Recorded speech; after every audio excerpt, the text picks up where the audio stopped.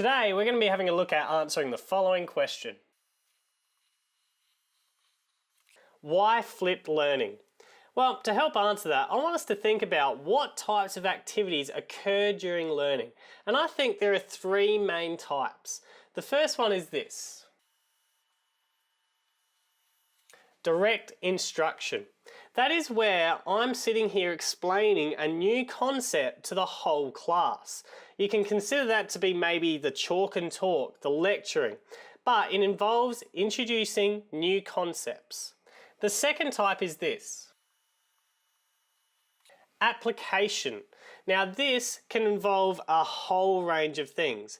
It might be doing some group work, doing some practicals, might be practicing questions. It's a whole range of different things, but it's where we take the concepts that we learn in the direct instruction and apply them.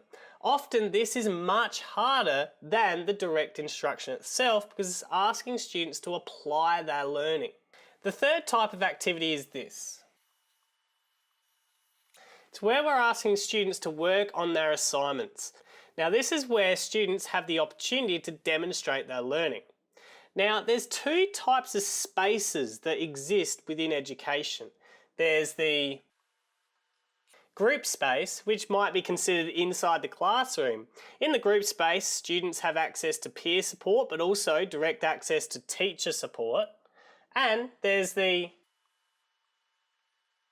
individual space, which might be at home or in the higher year levels, it might be in their study lines or it might be somewhere else.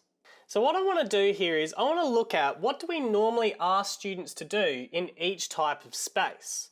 Well, normally in the group space, what happens is this.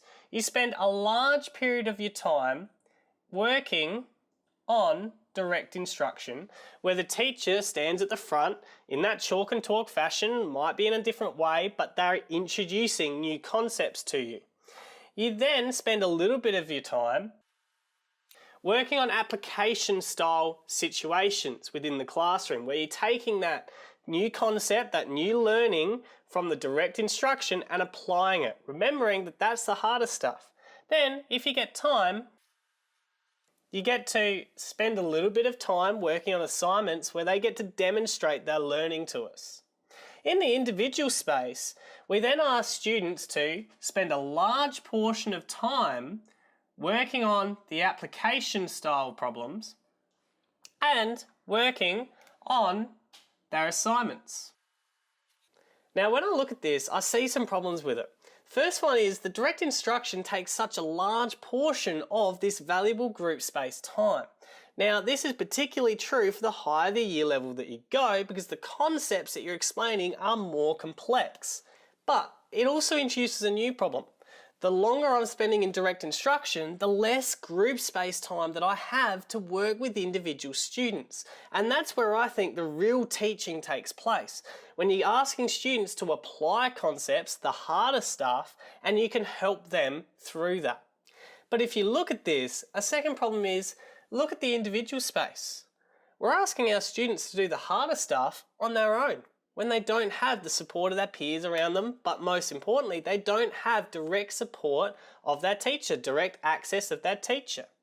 So I look at this and go, well, what if we could somehow swap this with this? Could we somehow move them between each other? And that is where the concept of flipped learning comes in. We're flipping this around.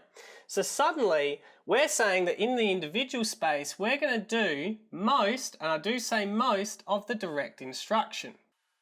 Now, this could be done in several different ways. Personally, I use videos, but the goal of it is to free up this group space, to better use this group space. So if we did that, what does the group space look like? Well, you're going to still have a little bit of direct instruction. But the big advantage is this application, the harder stuff, we're bringing this into the group space. And we're also bringing a little bit more of this assignment work into the group space. What I've personally experienced though is you still don't quite have enough time in the group space to get all the assignment work done, so there's still a little bit of that in the individual space.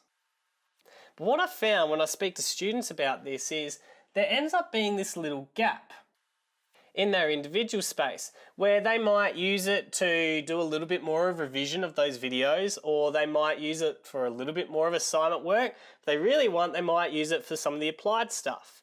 The reason why this gap exists is because the direct instruction that I'd normally do in the classroom, that I do in the videos, I can actually concisely condense it down. I can put that information that I deliver in the classroom more efficiently into those videos. So the direct instruction time is actually less. How they choose to use this is up to them. They might choose to use it on the direct instruction, the assignments, or they might not choose to use it on the subject at all. And that's perfectly fine. It's what best meets their needs. So let's come back to the original question. Why flipped learning? Well, to help answer that, I think we need to answer one clear question.